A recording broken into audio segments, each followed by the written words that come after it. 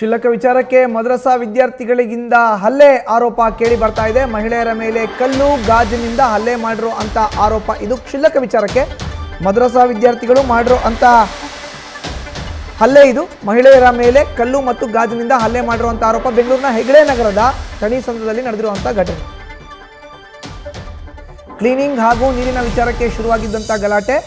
30-40 ವಿದ್ಯಾರ್ಥಿಗಳು ಮಹಿಳೆಯರ ಮೇಲೆ ಏಕಾಏಕಿ ಹಲ್ಲೆ ಮಾಡಿದ್ದಾರೆ. ಕಾಂಪೌಂಡ್ ಹಾರಿ ಬಂದು ಗಲಾಟೆ ಮಾಡಿದ್ದಾರೆ ವಿದ್ಯಾರ್ಥಿಗಳು. ಇವರೆಲ್ಲ ಮದ್ರಸಾದ ವಿದ್ಯಾರ್ಥಿಗಳು ಅಂತ ಈಗ ಹೇಳಲಾಗ್ತಾ ಇದೆ. ಹೆಚ್ಚಿನ ಮಾಹಿತಿ ನೀಡ್ತಾರೆ ನಮ್ಮ ಪ್ರತಿನಿಧಿ ಸವಿತಾ. ಈಗ ನೇರ ಸಂಪರ್ಕಕ್ಕೆ ಜಾಯ್ನ್ ಆಗಿದ್ದಾರೆ. ಸವಿತಾ, ನಾವು ಕೂಡ ದೃಶ್ಯಾವಳಿಗಳಲ್ಲಿ ನೋಡ್ತಾ ಇದ್ದೀವಿ. ಕೇವಲ ನೀರು ಮತ್ತು ಕ್ಲೀನಿಂಗ್ ವಿಚಾರಕ್ಕೆ ಆಗಿರುವಂಥ ಗಲಾಟೆ ಇಷ್ಟು ದೊಡ್ಡ ಪ್ರಮಾಣದಲ್ಲಿ ಆಗಿದೆ ಅಂದರೆ ನಿಜಕ್ಕೂ ಕೂಡ ನಂಬಕ್ಕಾಗಲ್ಲ. ಈಗ ಅಲ್ಲಿನ ಪರಿಸ್ಥಿತಿ ಹೇಗಿದೆ, ಏನಂತಾರೆ ಸ್ಥಳೀಯರು? ಮಧುಸೂದನ್, ಹೆಗಡೆ ನಗರದ ತನಿಸಂದ್ರದ ಸಾಮರ್ ಇಂಟರ್ನ್ಯಾಷನಲ್ ಈ ಸ್ಕೂಲ್ ಏನಿದೆ, ಈ ಒಂದು ಸ್ಕೂಲ್ ಮೇಲೆ ಏಕಾಏಕಿಯಾಗಿ ತಂಡೋಪತಂಡವಾಗಿ ದಾಳಿ ಮಾಡಿರುವಂತದ್ದು. ಆರಂಭಿಕ ಹಂತದಲ್ಲಿ ಮದರಸಾ ಸ್ಟೂಡೆಂಟ್ ಮಾತ್ರ ಬಂದು ಹಲ್ಲೆ ಮಾಡಿದಾರನ್ನೋ ಮಾಹಿತಿ ಲಭ್ಯವಾಗಿತ್ತು. ಆದರೆ ಇದೀಗ ಅದರಾಚೆಗೂ ಒಂದು ಸ್ಟೋರಿ ಇದೆ ಅನ್ನೋದು ಗೊತ್ತಾಗ್ತಿದೆ. ಪ್ರಮುಖವಾಗಿ ಸಾಮರ್ ಇಂಟರ್ನ್ಯಾಷನಲ್ ಸ್ಕೂಲ್ ಏನಿದೆ, ಶಿಕ್ಷಣ ಇಲಾಖೆಗೆ ಸುಳ್ಳು ಮಾಹಿತಿಯನ್ನ ನೀಡಿ, ಸುಳ್ಳು ದಾಖಲಾತಿಯನ್ನ ನೀಡಿ ಪರ್ಮಿಟ್ ಅನ್ನ ತಗೊಂಡಿರುತ್ತೆ. ಸೊ ಮಾನ್ಯತೆಯನ್ನ ಪಡೆದುಕೊಂಡಿರುತ್ತೆ. ಇದೆಲ್ಲವೂ ಶಿಕ್ಷಣ ಇಲಾಖೆಯ ಗಮನಕ್ಕೆ ಬಂದ ನಂತರ ಪ್ರಮುಖವಾಗಿ ಆ ಶಾಲೆಯನ್ನ ಕ್ಲೋಸ್ ಮಾಡಿರ್ತಾರೆ.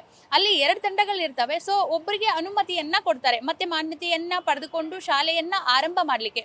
ಸೊ ಆವಾಗ ಆ ಶಾಲೆಯನ್ನ ಶುಚಿತ್ವ ಮುಂದಾಗ್ತಾರೆ, ಕ್ಲೀನಿಂಗ್ ಕೆಲಸಗಳಾಗ್ತಾ ಇರ್ತವೆ.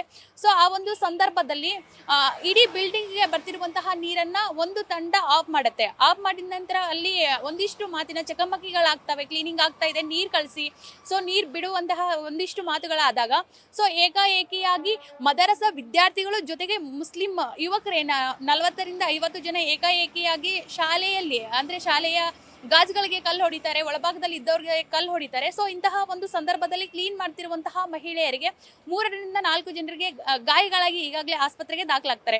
ಸೊ ನಿನ್ನೆ ಸಂಜೆ ವೇಳೆಗೆ ನಡೆದಂತಹ ಘಟನೆ ಇದು.